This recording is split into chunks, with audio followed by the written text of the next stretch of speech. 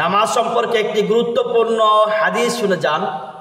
এই হাদিসটা যদি আপনারা পুরো অবধি শুনেন তাহলে আপনাদের অন্তরের মধ্যে নামাজের প্রতি আগ্রহ সৃষ্টি হবে, আমি আশা করি ইনশাআল্লাহ। অবশ্যই আপনারা স্কিপ করবেন না, পুরো অবধি আলোচনাটা শুনবেন।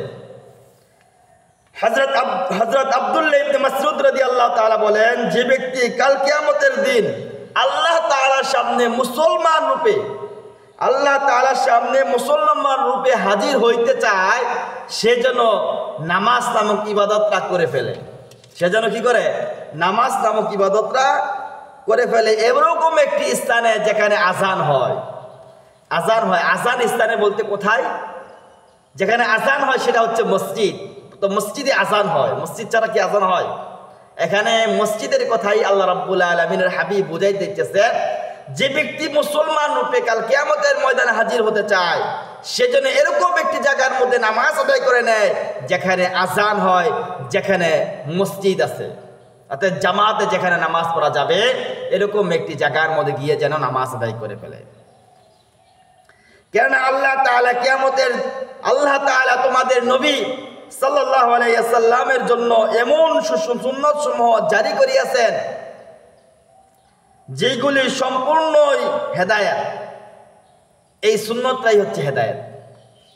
এই যে মসজিদে আসবেন, নামাজ আদায় করবেন, আজান হওয়ার পর মসজিদের দিকে ছুটবেন, এটাই হচ্ছে একটি হেদায়েত।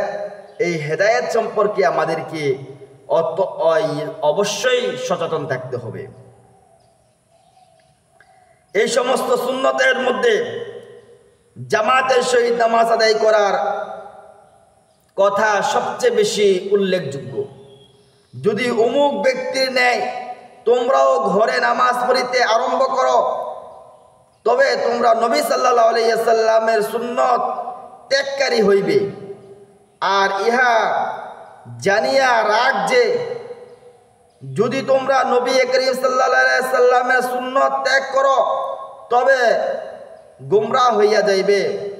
আর যে ব্যক্তি উত্তম রূপে ওযু করে এবং মসজিদের দিকে অগ্রসর হয়, তাহার প্রতি কদমে একটি করিয়া নেকি লেখা হয়, এবং একটি করে গুনাহ তার মাফ করে দেওয়া হয়। আল্লাহ রাব্বুল আলামিন আমাদেরকে 5 ওয়াক্ত নামাজ মসজিদের সহিত এসে জামাত আদায় করার তৌফিক দান করুক। রাসূল সাল্লাল্লাহু আলাইহি ওয়াসাল্লাম এক ব্যক্তি, অন্ধ ব্যক্তি রাসূল সাল্লাল্লাহু আলাইহি ওয়াসাল্লামের কাছে গিয়ে বললেন, ইয়া রাসূল সাল্লাল্লাহু আলাইহি ওয়াসাল্লাম, আমি তো অন্ধ, আমাকে নামাজের জামাতের কিছু রুখসত দেওয়া যায় কিনা? রাসূল সাল্লাল্লাহু আলাইহি ওয়াসাল্লাম বললেন, আচ্ছা ঠিক আছে, তোমাকে রুখসত দেওয়া হলো। লোকটা যখন চলে যাইতেছে তখন লোকটাকে ডাক দিয়ে বললেন, তুমি এদিকে আসো, তুমি কি মসজিদের আজান শুনতে পাও? সে বলতে, হ্যাঁ আমি আজান শুনতে পাই। তখন যদি তুমি আজান শুনতে পাও তাহলে তোমাকে অবশ্যই মসজিদে গিয়ে জামাতের সহিত নামাজ আদায় করতে হবে, তোমাকে নামাজের জন্য কোনো রুখসত দেওয়া হবে না। কঠোর করে, মানে একটা অন্ধকেও আল্লাহ রাব্বুল আলামিনের নামাজের পারে কোনো ছাড় নাই। অতএব আমাদের সকলকে নামাজ আদায় করতে হবে। যারা আমার ভিডিওটা পেয়েছেন, নামাজ আপনাকে যেরকম পড়তে হবে, আপনার পরিবার পরিজন, আপনার আত্মীয় স্বজন, আপনার পাড়া প্রতিবেশী, আপনার দেশের মানুষ সকলেই নামাজ আদায় করতে হবে। সেজন্য ভিডিওটা একবার শেয়ার করে সকলের কাছে পৌঁছে দেন, অনেক নেকির অংশীদারিত্ব হয়ে যাবেন আপনি।